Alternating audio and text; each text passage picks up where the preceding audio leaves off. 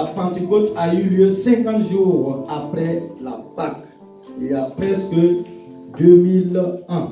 Et c'est un événement qui n'a pas de fin. Depuis ce jour, l'Esprit Saint est toujours là sur la terre des hommes. Et quoi que disent les hommes, on ne peut pas accomplir la vérité, la liberté, l'amour, la dignité sans l'Esprit Saint. Les hommes de tout temps ont essayé sans l'Esprit. Chacun fait ce qui lui plaît. Depuis mai 1968 ans, on a cherché le roi et on a cherché Dieu. On a essayé de créer une nouvelle société où on tentait de mettre l'homme au centre sans Dieu. Communisme, nazisme, franc-maçonnerie et j'ajouterai la démocratie.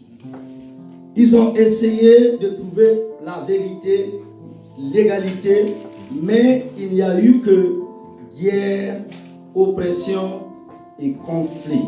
Nous faisons donc le choix de nous laisser totalement conduire par l'Esprit de Dieu pendant ce temps de séminaire.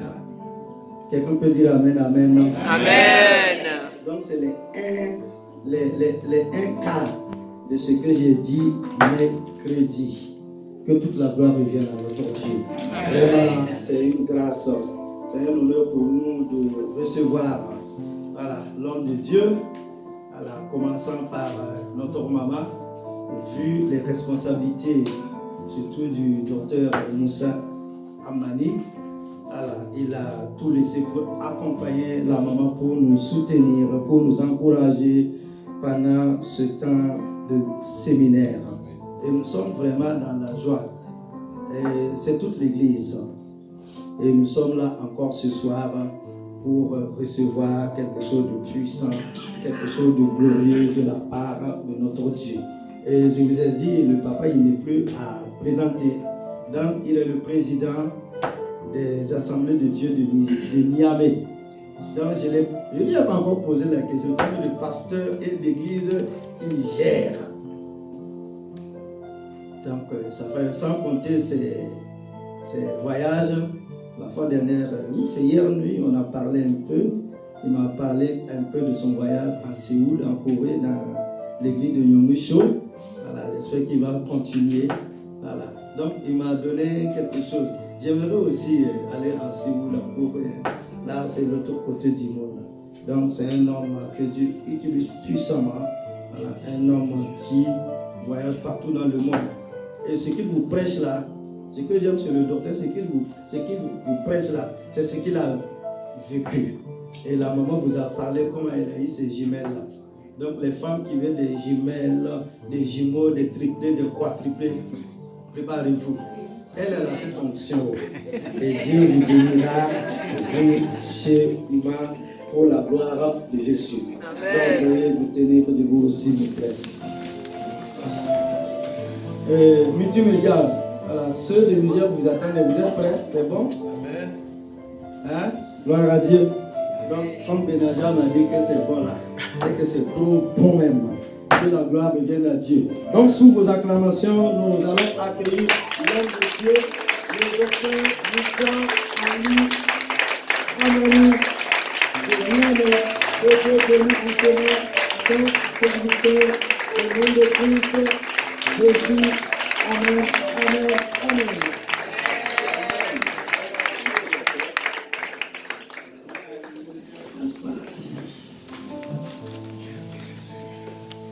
Alléluia. Amen. Gloire à Dieu. Amen. Je voudrais commencer par rendre grâce à Dieu avec mon épouse pour la grâce et le privilège qu'il nous donne d'être avec vous pendant ces quelques jours pour le louer, pour le célébrer ensemble et également avec cette convention de Pentecôte. Je voudrais de tout cœur également avec mon épouse remercier le révérend pasteur Israël Ouedraogo et son épouse, maman Corinne, pour cette invitation que vous nous avez lancée. Et je voudrais remercier tout le comité de cette église qui travaille avec le couple pastoral. Et aussi vous remercier à chacun de vous, frères et sœurs, pour cette opportunité que vous nous donnez d'exercer le ministère parmi vous. Merci beaucoup pour le grand accueil qui nous a été réservé. Le mercredi, nous étions beaucoup sous l'émotion et réellement beaucoup de choses m'ont échappé. Donc d'abord les salutations fraternelles de l'église du Niger, des frères et sœurs du Niger et plus précisément aussi de notre église locale, l'église centrale des Assemblées de Dieu de Niamey, certainement qui nous regarde en ce moment et qui prie aussi pour nous, mais aussi de toute la pastorale donc des Assemblées du Niger qui est au courant de ce déplacement et qui prie également, donc qui transmet aussi ses salutations. Et aussi merci beaucoup pour la belle surprise concernant mon anniversaire. J'étais loin de m'imaginer que des gens seront au courant de mon anniversaire en France et de chanter ces merveilleux chants. Merci pour les beaux cadeaux que vous nous avez donnés. Nous étions profondément touchés. Et l'émotion est grande dans nos cœurs. Que le Seigneur vous bénisse abondamment. Amen. Dans le nom de Jésus.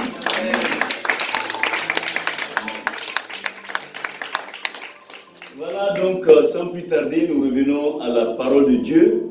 Le thème qui a été retenu pour cette Pentecôte, donc pour cette convention de Pentecôte, c'est la puissance du Saint-Esprit, tiré de Actes chapitre 1, le 8e verset, que je vous prie de lire avec moi en ce moment.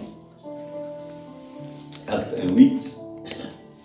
Mais vous recevrez une puissance, le Saint-Esprit survenant sur vous, et vous serez mes témoins à Jérusalem, dans toute la Judée, dans la Samarie et jusqu'aux extrémités de la terre. Que Dieu bénisse sa parole. Amen. Donc, on va lire un deuxième texte ce soir également, parce qu'on va aussi méditer sur ce texte, dans Jean chapitre 16 et le verset 7. Jean 16, 7. Cependant, je vous dis la vérité, il vous est avantageux que je m'en aille, car si je ne m'en vais pas, le Consolateur ne viendra pas vers vous.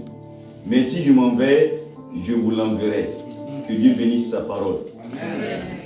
La dernière fois, pour ceux qui étaient là, nous avons vu 3 éléments qui ont concouru à la Pentecôte.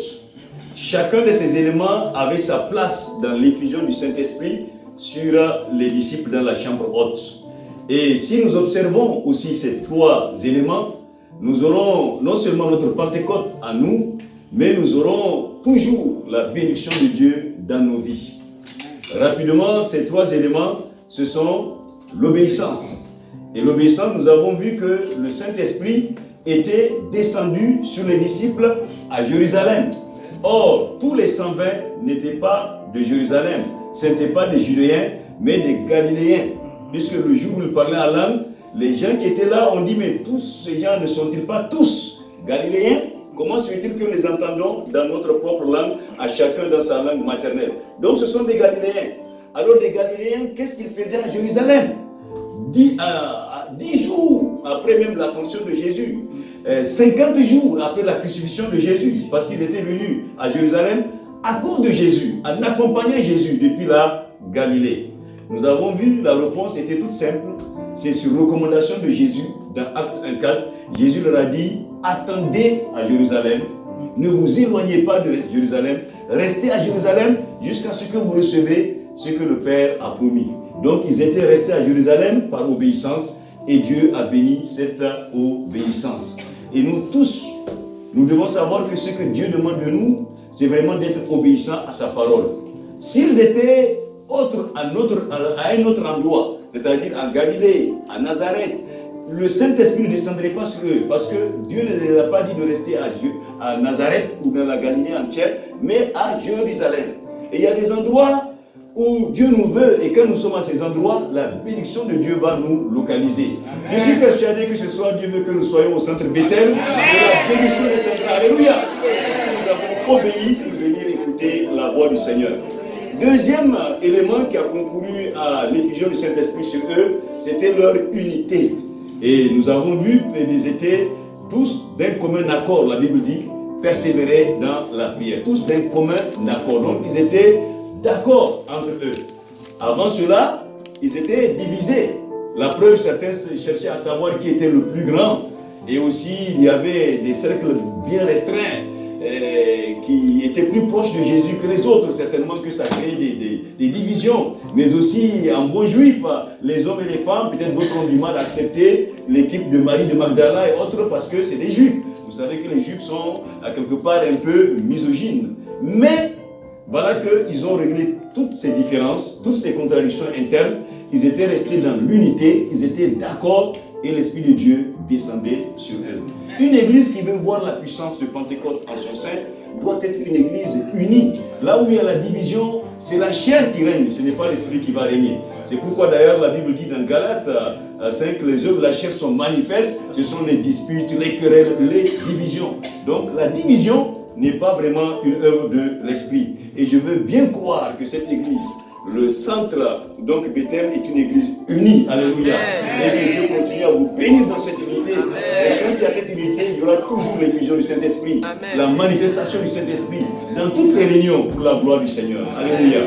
Et enfin, donc il y avait la persévérance, parce que la Bible dit tous d'un commun accord, ils persévéraient. Il y a beaucoup de bénédictions que les gens manquent parce qu'ils manquent de persévérance. Parce que la Bible dit que c'est par la foi et la persévérance qu'on hérite des promesses de Dieu. Et nous avons vu qu'ils avaient fait 10 jours d'affilée en train de persévérer dans la prière. Ils pouvaient s'arrêter au 5e jour, fatigués et abandonner. Au 7e jour, 8e jour. Et s'ils abandonnaient, ils n'allaient pas recevoir le Saint-Esprit. Mais comme tous d'un commun accord et ont persévéré, ils ont reçu le Saint-Esprit. Que Dieu nous aide à persévérer avec le Seigneur, à ne jamais nous arrêter, mais à persévérer jusqu'au bout. Et il y a toujours la victoire et la bénédiction au bout de la persévérance ou dans la persévérance. Alors ce soir, nous allons voir un autre aspect de l'autre thème, donc la puissance du Saint-Esprit. Nous allons parler d'abord de l'avantage du Saint-Esprit. Recevoir le Saint-Esprit, c'est vraiment un avantage. Et quand on comprend que c'est un avantage, on pourrait le chercher très bien. Quelque chose qui n'est pas avantageux pour nous, on n'est pas très chaud pour la recherche de cette chose. Mais quand on sait que ça c'est avantageux pour moi, alors on va s'y donner vraiment. Et il est bon, à partir de ce texte que nous avons lu, de comprendre que le Saint-Esprit est vraiment un avantage pour nous et même un très grand avantage pour nous. Mais avant d'arriver à ce point, commençons par dire que le Saint-Esprit est réservé à tous, sans exception. C'est un don que Dieu a accordé à toute son Église, à tous ceux qui viendront en Christ, sans aucune forme de distinction et sans aucune forme également d'exclusion. Je sais que quand on dit que la Pentecôte, c'est quand c'est la venue du Saint-Esprit sur la terre, il y a des gens qui peuvent objecter facilement en disant mais non, la Pentecôte ce n'est vraiment pas la venue du Saint-Esprit sur la terre, parce qu'avant la Pentecôte, le Saint-Esprit opérait sur la terre. Oui, c'est vrai. Dans l'Ancien Testament, le Saint-Esprit opérait. Le Saint-Esprit se manifestait. Mais le Saint-Esprit n'était pas accordé à tous dans l'Ancien Testament. Il y avait seulement 3 catégories de personnes qui recevaient le Saint-Esprit sur eux. Premièrement, il y a les prophètes. Ils sont généralement remplis du Saint-Esprit. C'est pourquoi on dit l'Esprit de Dieu est descendu sur tel prophète et il parle de la part de Dieu. Donc les prophètes recevaient le Saint-Esprit sur eux. Deuxièmement également, il y avait les rois qui étaient oints et qui recevaient le Saint-Esprit. Et troisièmement, les sacrificateurs. C'était les 3 catégories seulement en Israël qui recevaient le Saint-Esprit dans l'Ancien Testament. Mais dans le Nouveau Testament, le décor change complètement. Le Saint-Esprit n'est pas accordé seulement à quelques privilégiés, mais dans le Saint-Esprit, il est accordé à tous, sans aucune forme d'exception, selon la prophétie de Joël. Dans Joël chapitre 2, versets 28 à 29, Dieu a dit, dans les derniers jours, je répandrai mon esprit sur toute chair. Vos fils et vos filles prophétiseront, vos jeunes gens auront des visions, et vos veillards des songes. Oui, même sur les servantes, je répandrai mes serviteurs, je répandrai mon esprit. Donc sur tout le monde, sans exception, ni de classe sociale, ni de sexe, sur tout le monde, ni d'âge, des jeunes comme des vieux, même des enfants, eh bien, peuvent recevoir cette promesse et cette plénitude. D'ailleurs, c'est pourquoi le jour de la Pentecôte, dans Acte 2:39, Pierre a dit, la promesse est pour vous, pour vos enfants, pour tous ceux qui sont au loin, en aussi grand nombre que le Seigneur, notre Dieu, les appellera. Donc la promesse est pour vous qui êtes là, pour vos enfants, pour tous ceux qui sont au loin, ceux qui sont au Niger, ceux qui sont aux États-Unis, ceux qui sont là-bas, en Asie, en aussi grand nombre, même s'ils sont des milliards, même si c'est 8 milliards d'individus qui peuplent la terre, viennent à Dieu, viennent pour recevoir le Saint-Esprit, Dieu va les remplir du Saint-Esprit. Alors ce soir, la promesse est pour toi. Alléluia. Il y a ton voisin, c'est pour toi. C'est pour toi s'il y a quelqu'un qui n'a pas. C'est pourquoi s'il y a quelqu'un au milieu de nous qui n'a pas saisi cette promesse, alors tu peux la saisir maintenant même. Et avant de quitter ce lieu, tu peux recevoir cette puissance du Saint-Esprit en parlant à l'âme dans le nom de Jésus-Christ. En revenant à l'autre verset que nous avons lu dans Jean chapitre 16, le verset 7. Le contexte est intéressant parce que Jésus, si vous lisez le verset 5, 6, parlait aux disciples de son ascension. Il leur disait, bientôt je vais repartir vers celui qui m'a envoyé. Et les disciples étaient tristes. D'ailleurs, c'est pourquoi Jésus leur a dit, parce que je vous ai dit que je vais aller bientôt, vous êtes tristes. Et c'est normal qu'ils soient tristes, humainement parlant. Parce que depuis 3 ans, et pratiquement même 3 ans et demi, ils étaient constamment avec le Seigneur Jésus. Tous les jours avec Jésus. Ils ont même pratiquement tout abandonné. Leur activité pour vraiment servir le Maître, pour être entièrement avec lui. Jésus les soutenait, Jésus les bénissait spirituellement en les nourrissant avec la parole de Dieu, mais Jésus les soutenait même matériellement, financièrement, parce que vous vous souvenez qu'une fois, Pierre même, dans Matthieu 17, n'avait pas de quoi payer l'impôt, apparemment, puisque quand les gens ont abordé Jésus, et Pierre, pour dire est-ce que ton maître ne paye pas, mais Pierre aussi n'a pas. Mais Jésus a fait un miracle à part d'un poisson pour dire à Pierre, va payer pour moi et pour toi. Donc il a payé l'impôt de Pierre. Et certainement qu'il faisait beaucoup de choses à ses disciples, même si ça n'a pas été écrit. Donc, un tel homme qui les bénissait, qui les nourrissait jour et nuit spirituellement, qui veillait sur eux, qui priait pour eux quand ils sont malades. Parce que vous vous souvenez, quand la belle-mère du Père était malade, Jésus est rentré, Jésus a prié immédiatement et elle est guérie. Donc, ils étaient là, comblés de sa présence, et il leur annonce qu'il va retourner vers son Père. Il y aura un vide. Certainement, à cause de cela qui était venu dans leur esprit, ils étaient tristes, et c'est normal. Quand nous connaissons quelqu'un que nous aimons, souvent quand il voyage, un voyage lointain, eh bien, quand on se fait les au revoir, souvent on verse les larmes, parce qu'on sent qu'on va avoir un vide. Et surtout, même quand c'est un départ vers l'éternité, la mort, eh bien, on sent un vide que la personne laisse, et souvent, il y a la tristesse qui nous envahit. Et cette tristesse était là, celle qui a envahi les disciples. Une tristesse normale. Et Jésus a dit, vous êtes tristes parce que j'ai dit que je m'en vais? Ne soyez pas tristes. Parce que même si je m'en vais, je vais vous envoyer quelqu'un d'autre. Et il est plus avantageux même que je m'en aille, parce que si je ne m'en vais pas, alors je ne peux pas vous envoyer ce consolateur. Je ne suis pas sûr si je pourrais commenter le mot commentateur, mais je vais m'arrêter sur le fait qu'il a dit, eh bien, et sur le fait qu'il va leur envoyer quelqu'un d'autre. Sur le fait qu'il leur a dit, il vous est avantageux, voilà. Parce que le thème aujourd'hui, on va voir le Saint-Esprit comme un avantage.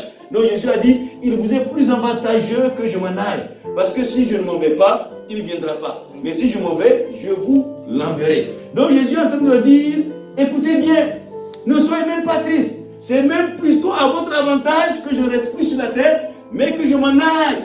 Et c'est vrai, frères et sœurs, le Saint-Esprit est un avantage pour l'Église. Le Saint-Esprit est un avantage pour chacun de nous. Et cela pour 3 raisons fondamentales. Premièrement, dans Jean chapitre 14, le verset 17, Jésus a dit, le Saint-Esprit, quand il viendra, il sera avec vous. Alléluia. Amen. Ça, c'est merveilleux. Parce que quand Jésus était sur la terre, Jésus ne pouvait pas être partout en même temps. Il a décidé volontairement, bien qu'il soit Dieu, de se localiser dans un corps physique.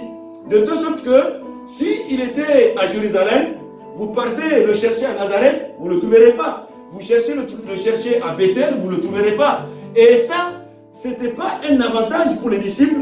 Au contraire, c'était un désavantage pour eux. Parce que parfois, ils auraient besoin de sa présence physique pour opérer, mais il n'est pas là.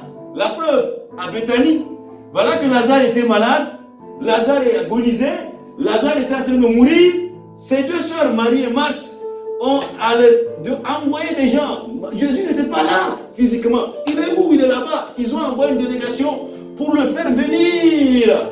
Mais le temps qu'il arrive, Lazare est déjà mort. Mais heureusement, Dieu n'est jamais en retard. Et quand Jésus est venu, il a fait le miracle de résurrection. J'aimerais dire à quelqu'un, ton Dieu n'est pas en retard. Et ton Dieu agira, même quand les gens disent que tout est terminé, tout n'est pas fini pour toi. Alléluia.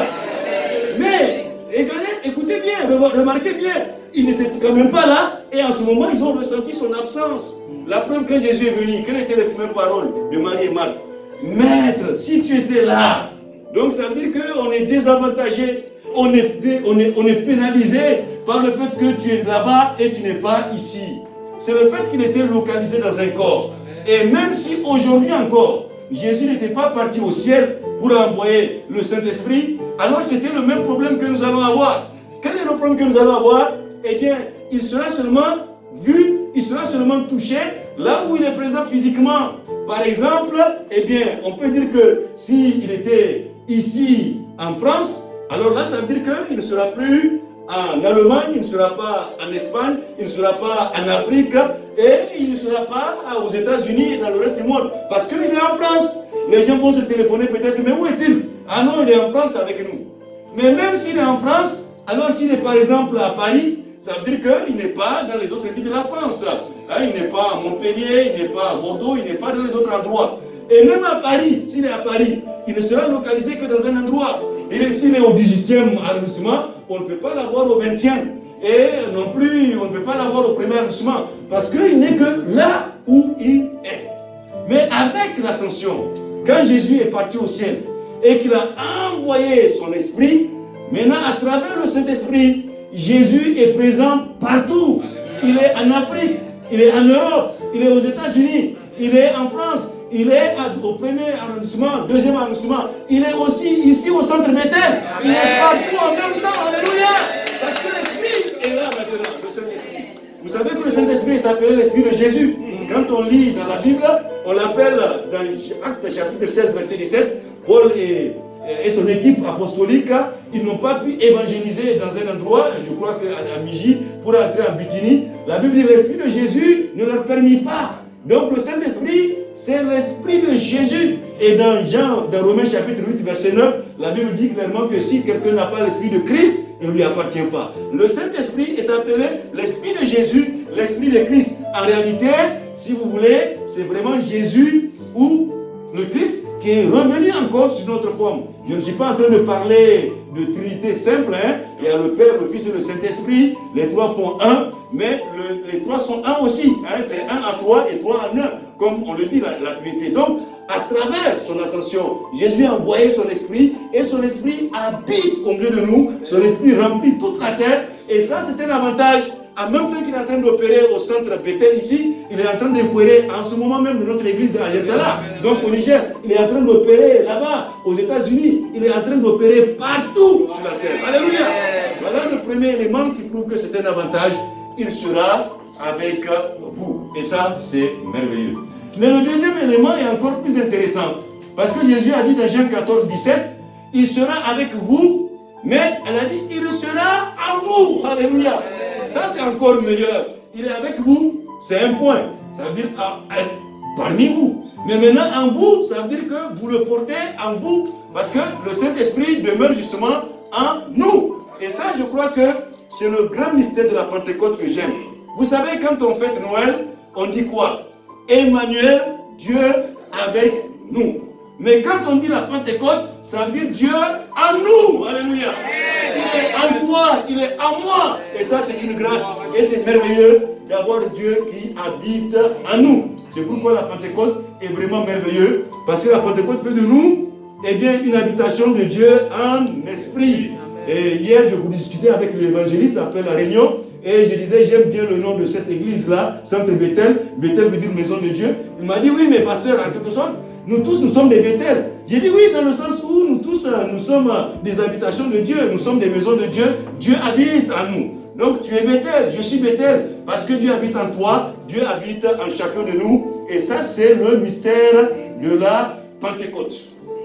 Avec la Pentecôte, nous sommes donc remplis de la présence de Dieu dans nos vies. Ça, c'est vraiment extraordinaire. Et cela veut dire beaucoup de choses. Premièrement, ça veut dire que nous manifestons la nature de Dieu. Parce que si Dieu en nous, eh bien, il nous communique sa nature. Et nous manifestons sa nature. C'est exactement ce qui est dit dans Galates 5:22, le fruit de l'esprit. Parce qu'il est en nous, nous manifestons son fruit. Et si nous analysons point par point ce fruit de l'esprit, nous allons voir que c'est la nature de Dieu que nous allons manifester. Quel est le premier élément du fruit de l'esprit? Eh bien, c'est l'amour. Galates 5:22. Quand l'esprit de Dieu est en nous, eh bien, nous allons aussi manifester l'amour. Mais l'amour, c'est qui? C'est Dieu. 1 Jean 4 dit, Dieu est amour. Et quand l'esprit de Dieu est en nous, eh bien, le fruit, ce que nous allons manifester nous aussi, c'est l'amour que nous allons manifester. Frères et sœurs, vous savez que ça, c'est le point le plus important qui nous permet, ou bien qui fait notre distinction avec le reste du monde. Oui, Jésus a dit, à ceci, dans Jean 13, à ceci, tous connaîtront que vous êtes mes disciples, si vous vous aimez les uns les autres. Jean 13, 35. Donc c'est l'amour qui permet de savoir si quelqu'un est disciple de Christ, si quelqu'un appartient à Christ. L'apôtre Jean va plus loin même, il dit, eh bien nous savons que nous sommes sauvés, nous savons que nous sommes passés de la mort à la vie parce que nous aimons. Et nous aimons quoi? Nous aimons nos frères, mais aussi nous aimons Dieu.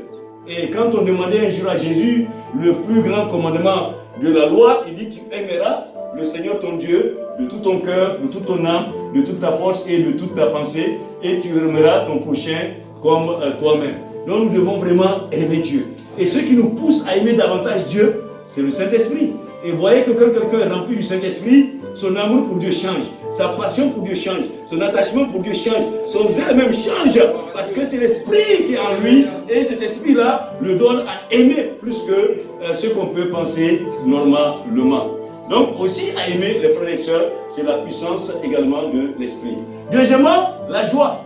Notre Dieu est appelé le Dieu bienheureux dans 1 Timothée chapitre 1, le verset 11. Le bienheureux. Donc la joie est aussi une marque divine, une caractéristique de Dieu. C'est pourquoi, eh bien, quand on est rempli du Saint-Esprit, on doit aussi être heureux.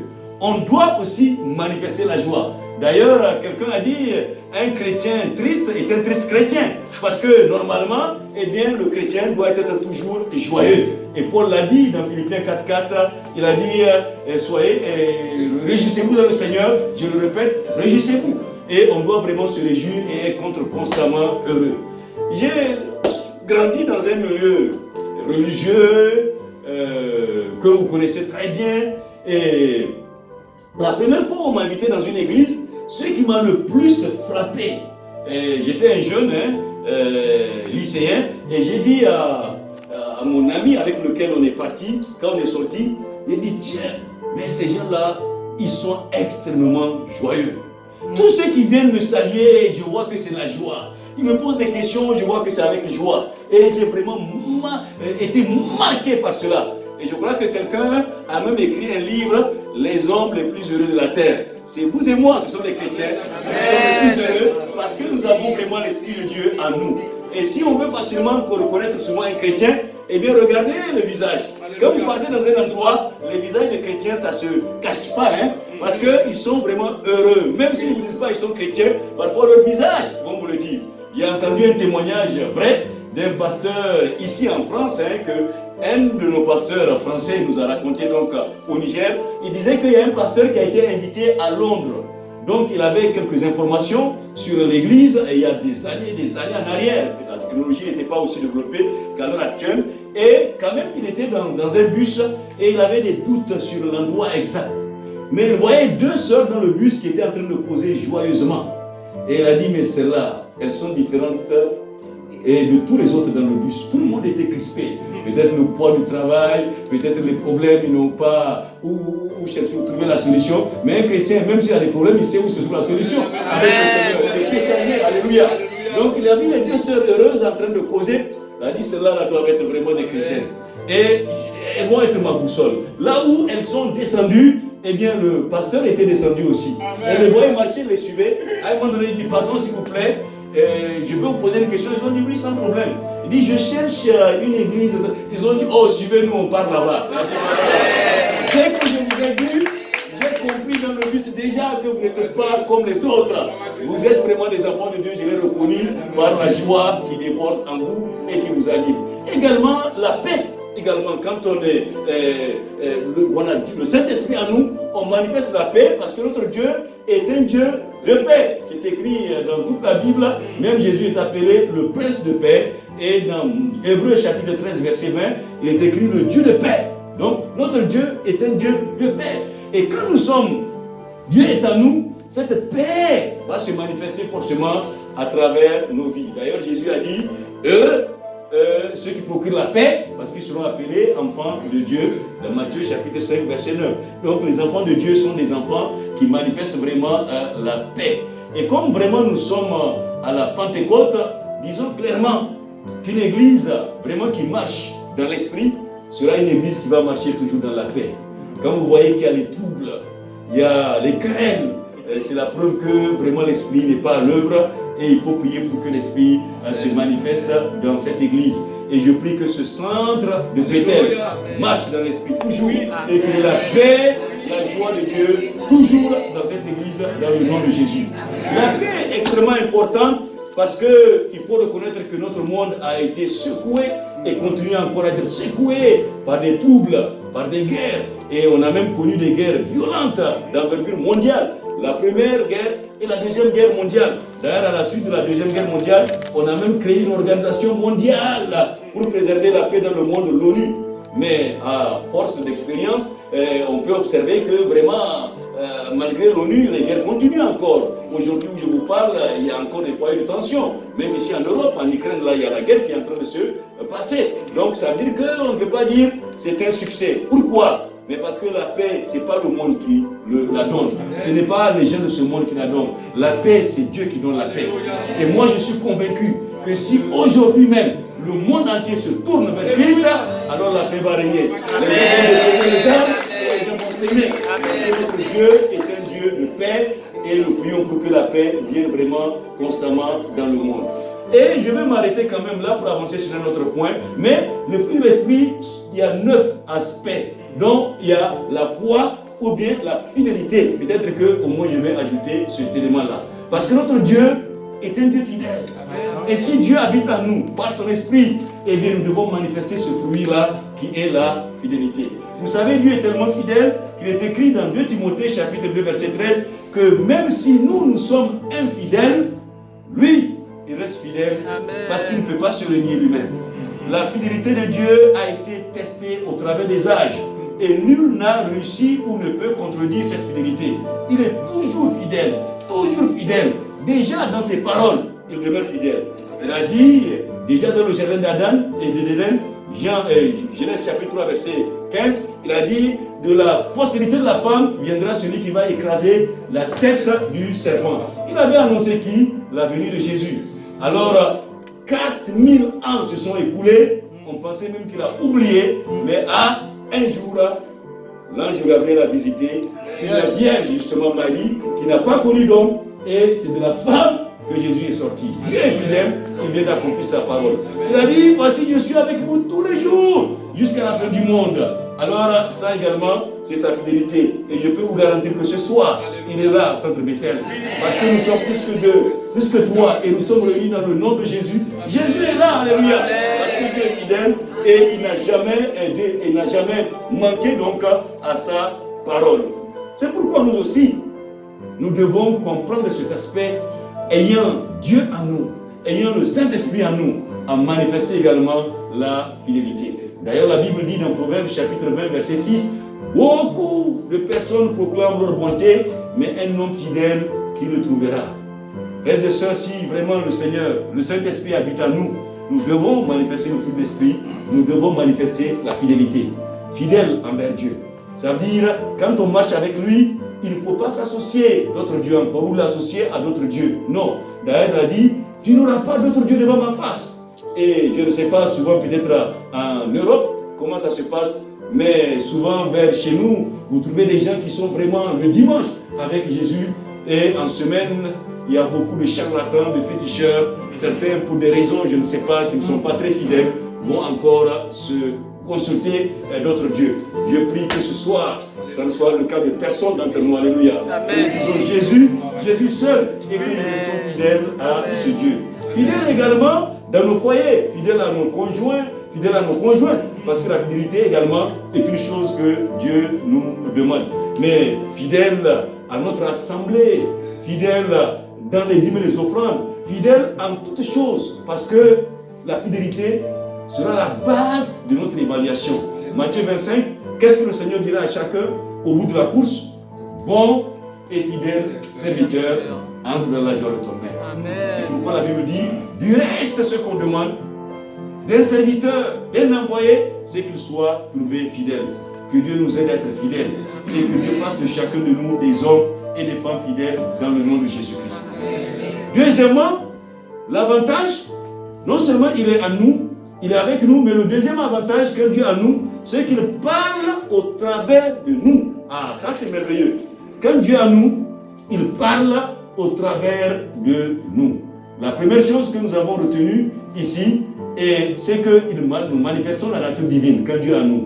Deuxièmement, quand Dieu est en nous, il parle en nous. Il parle au travers de nous. Ça, c'est un don, c'est une grâce exceptionnelle que nous avons. Vous savez, c'est merveilleux. Je suis en train de rechercher un peu ce point. Dieu parle à Dieu. Le fait que Dieu habite en nous nous donne un privilège extraordinaire. Ce privilège, c'est que non seulement il nous parle, et nous devons être attentifs. Souvent, écoutons seulement la voix de Dieu à l'intérieur. Nous allons l'écouter nous parler.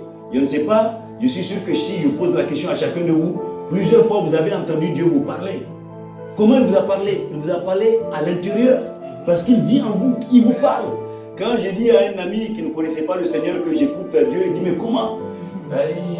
Il ne savait pas comment le dire, ou bien il dit t'assais comme ça, tu te concentres, tu écoutes, j'ai dit voilà, tu es proche de la réalité. En fait, quand je m'éloigne, eh bien je me mets à son écoute et j'entends sa voix qui me parle dans mon cœur, parce qu'il a vie en nous. C'est pourquoi il peut parler à nos cœurs et nous pouvons vraiment l'entendre nous parler. Mais mieux que ça aussi, ou bien en plus de ça, il parle aussi au travers de nous. Oui, quand Dieu est en nous, eh bien parfois ce n'est même pas nous qui parlons, mais c'est lui qui parle au travers de nous. Et ça c'est vraiment merveilleux. Je crois que ça fait partie un peu de ce qu'on appelle les dons spirituels aussi. Parce que dans toutes les églises de Pentecôte, en tout cas chez nous tous les dimanches, eh bien Dieu parle à travers des frères et des sœurs. Pourquoi? Parce que Dieu est en eux. Et on écoute la voix de Dieu et souvent on a des dons tranchants qui prouvent que ça là, cette personne n'a pas parlé d'elle-même, mais c'est Dieu qui a parlé vraiment au travers de cette personne. Nous voyons cela déjà. La Bible nous dit qu'ils étaient réunis en train de servir Dieu dans le jeûne de la prière. Et Actes chapitre 13 verset 2, il est écrit ici, pendant qu'ils servaient le Seigneur dans leur ministère et qu'ils jeûnaient, le Saint-Esprit dit, mettez-moi à part Barnabas et Saul pour l'œuvre à laquelle je les ai appelés. C'est écrit clairement, le Saint-Esprit dit. On comprend clairement que le Saint-Esprit n'est pas descendu comme ça sous forme de Saint-Esprit pour parler, non. Il a dû parler au travers d'un de ses ministres qui était là. Il a dû parler au travers de quelqu'un. Mais ils ont compris que ce n'est pas la personne qui a parlé, mais c'est le Saint-Esprit qui a parlé. C'est en pleine adoration, et bien certainement un frère s'est levé, une sœur en disant, mettez-moi à part Paul, Saul et Barnabas et Saul pour l'œuvre à laquelle je les ai appelés. Et ils ont compris que c'est le Saint-Esprit qui a parlé. Et je prie que le Saint-Esprit parle au travers des frères et sœurs ici à l'Église. Et souvent dans la louange et l'adoration, faisons un peu de silence, puis écoutons la voix de l'Esprit. On peut avoir des paroles extraordinaires pendant ces moments. C'est pourquoi je profite pour nous dire tous que puisque nous sommes à la Pentecôte, c'est vraiment l'effusion du Saint-Esprit, mais quand il y a l'effusion du Saint-Esprit, il y a le fruit de l'Esprit, il y a aussi les dons de l'Esprit. Et malheureusement aujourd'hui, il y a des gens qui négligent les dons de l'Esprit. Or, ces dons de l'Esprit sont authentiques, sont véritables. D'ailleurs, dans 1 Thessaloniciens chapitre 5 verset 20, il est écrit, ne méprisez pas les prophéties. Il y a des églises où on ne donne même pas le temps que l'Esprit parle à travers les prophéties. Pourtant, on est de la Pentecôte. Ce n'est pas normal. Même peut-être ce soir, Dieu veut parler, je ne sais pas, vers la fin. En tout cas, soyons attentifs et écoutons. Ne méprisons pas les prophéties. C'est vrai que ce ne sont pas des canaux parfaits. C'est vrai qu'il faut examiner toutes choses et garder ce qui est bon. Mais il ne faut pas éteindre l'esprit. Il faut écouter et cela est très, très, très intéressant. Et retenons que Dieu utilise nos bouches pour parler. Dieu utilise nos mains pour bénir. Dieu utilise nos pieds pour partir. Parce que Dieu est à nous. Quand nous parlons, il parle au travers de nous. Quand nous posons nos mains pour bénir, il bénit au travers de nous. Et quand nous partons quelque part, il va avec nous. C'est pourquoi je vous exhorte d'ailleurs en tant qu'église de Bethel à sortir. Partout où vous partez, Dieu est avec vous. C'est Dieu qui est en mouvement au travers de vous. Parce qu'il est en vous. Et là où vous partez, Dieu sera avec vous. Et il agira comme nous voyons dans Romains, de Marc, chapitre 16. Ils s'en allaient prêcher partout. Et le Seigneur travaillait avec eux et confirmait la parole par les miracles qui l'accompagnent. Maintenant, le dernier point. Quand l'Esprit est en nous, c'est Dieu qui est en nous. C'est vrai, il manifeste premièrement sa nature en nous. Deuxièmement, il parle au travers de nous. Mais troisièmement, quand Dieu descend en nous, quand l'Esprit descend en nous, il nous donne la puissance de Dieu. Alléluia. Amen. Disons ensemble la puissance de Dieu. La puissance de Dieu. La puissance de Dieu. La puissance de Dieu. La puissance de Dieu. La puissance de Dieu. Ça, nous sommes exactement dans le thème de ce séminaire de Pentecôte. Parce que le thème dit la puissance de Dieu. Et effectivement, à la Pentecôte, qu'est-ce qu'on reçoit? On reçoit la puissance de Dieu. Jésus a dit dans Actes chapitre 1, le verset 8, car vous recevrez une puissance. Et c'est vrai, dans le mot grec, c'est dynamos. Et c'est vrai qu'on connaît la puissance des dynamites, capable de faire exploser même des collines.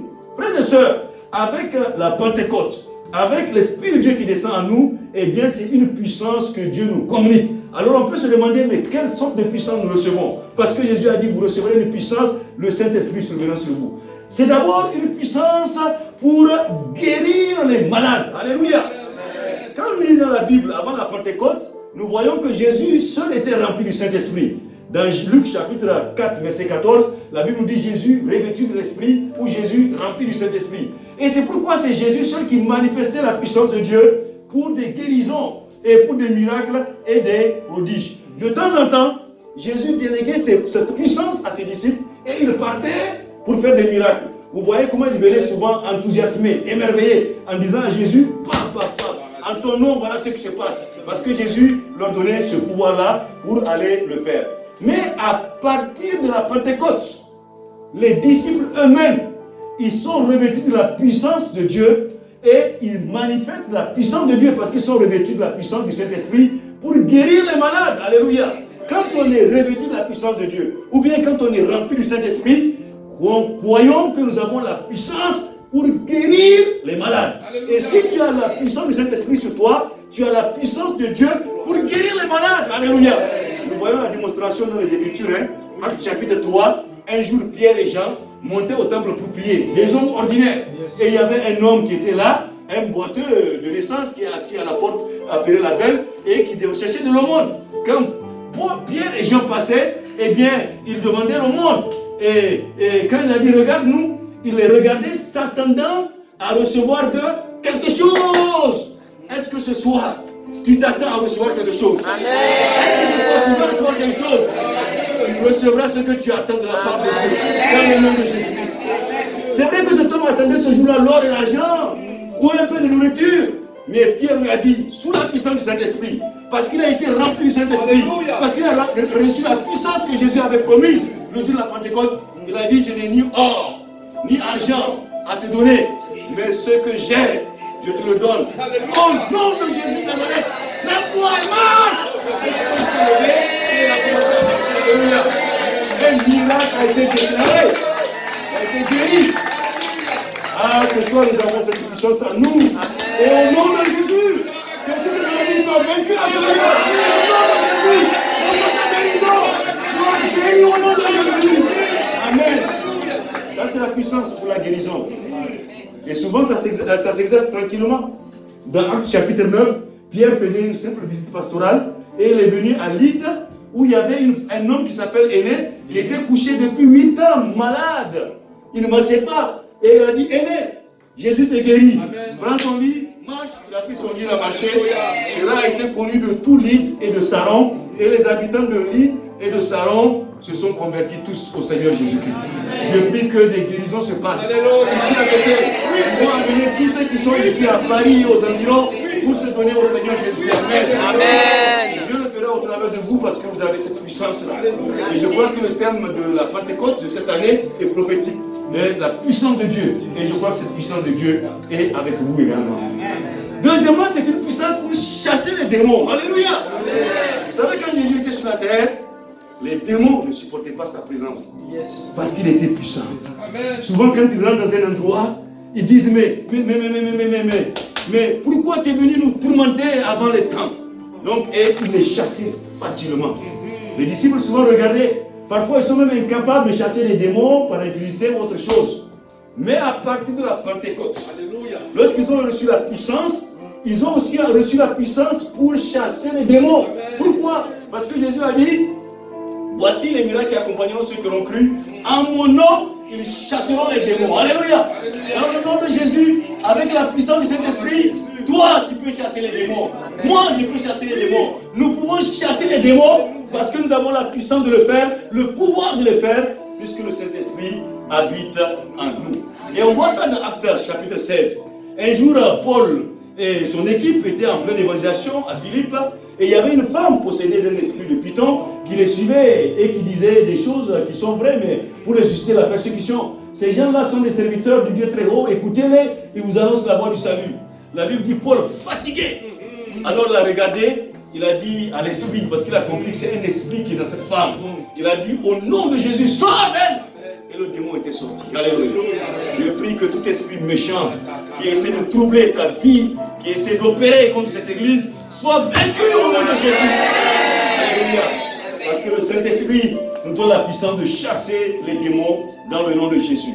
Oh, quand on n'a pas la puissance, on ne peut pas le faire.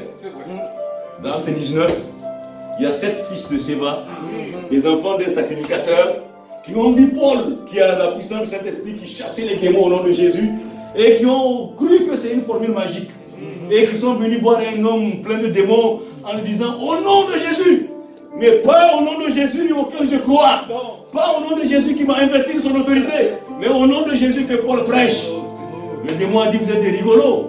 Moi je connais Jésus, je sais qui est Paul. Paul est rempli du Saint-Esprit. Jésus c'est le Fils de Dieu, c'est Dieu lui-même. Mais vous, qui êtes-vous? Des rigolos. Vous n'êtes pas baptisés au Saint-Esprit. Vous n'avez pas la puissance. Vous ne pouvez pas me chasser. C'est à moi de vous attaquer. Et ils ont pris la tangente. Même certains étaient blessés parmi eux. Mais nous, nous avons la puissance. Alléluia. Au nom de Jésus, il faut chasser les démons.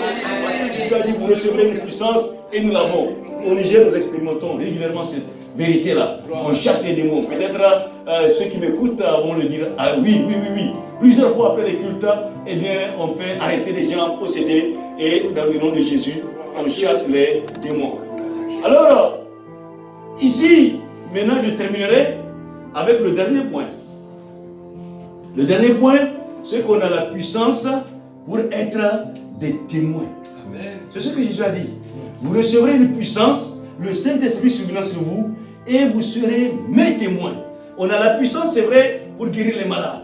On a la puissance, c'est vrai, pour chasser les démons. Ça, c'est extraordinaire. Mais on a une puissance plus merveilleuse. C'est celle d'être des témoins. De parler de Jésus avec puissance, avec autorité, avec force, avec conviction. De telle manière que ceux qui vont nous écouter eux-mêmes ne pourront pas résister à ces paroles-là et croiront. Et ça, c'est une grâce que nous avons avec la Pentecôte. Regardons la vie des disciples. Avant et après la Pentecôte, il y avait une différence. Avant la Pentecôte, ils étaient décrits, ils étaient peints et dépeints comme des gens craintifs, des gens qui avaient peur de sortir. Même Pierre était en train de régner Christ devant une servante. Mais le jour de la Pentecôte, ces gens-là ont été transformés miraculeusement. Ceux qui ont vu Pierre quelques jours en avant ne le reconnaissaient pas. Lui qui régnait Jésus devant une servante, maintenant devant des milliers de gens, il se lève et il annonce avec autorité Jésus. Quand ils ont dit ces gens sont ivres, il dit non, ils ne sont pas ivres comme vous le prétendez. Nous ne sommes que à la 3e heure donc, du jour, donc à 9h du matin. Et il a dit, ça c'est ce que Dieu avait annoncé à travers Joël. Et ça c'est vraiment ce que Jésus a fait. Ce Jésus que vous avez crucifié, mais que Dieu a ressuscité. Il a prêché avec puissance, avec autorité, de telle manière que même le Saint-Esprit a saisi 3000 âmes qui sont converties en un seul jour. Quelle belle moisson, alléluia. Vous savez que la Pentecôte, c'est la fête de moisson en Israël. Les gens moissonnent, mais ils moissonnent le blé, ils moissonnent les céréales. Mais la Pentecôte chrétienne, c'est la moisson des âmes. Alléluia. Au nom de Jésus. Et je prie que cette année même, que cette église de Centre Bethel moissonne des multitudes d'âmes dans le nom de Jésus. Et d'ici là, que vous récoltez tellement d'âmes au point où ce lieu sera petit, vous allez agrandir, vous allez vous multiplier, avoir plusieurs centres Bethel ici dans la région de Paris, un peu partout en France, dans les îles, partout, même en Afrique, pour visiter les centres. Et cela est possible avec la grâce de Dieu dans le nom de Jésus-Christ. Donc je dirais en conclusion que nous devons prier pour que chaque membre de cette assemblée puisse avoir cette puissance. Parce que le thème c'est la puissance de Dieu. La puissance pour guérir les malades. La puissance pour chasser les démons. Et la puissance pour témoigner. Le pasteur a dit, eh bien ne venez pas prochainement sans 2 ou 3. Mais si vous avez cette puissance de témoignage, vous pouvez même amener une dizaine de personnes. Et je prie que cette puissance de témoignage soit avec vous. Vous attirez les gens vers le cœur et que cette église soit bénie dans le nom de Jésus-Christ. Amen. On va prier le Seigneur.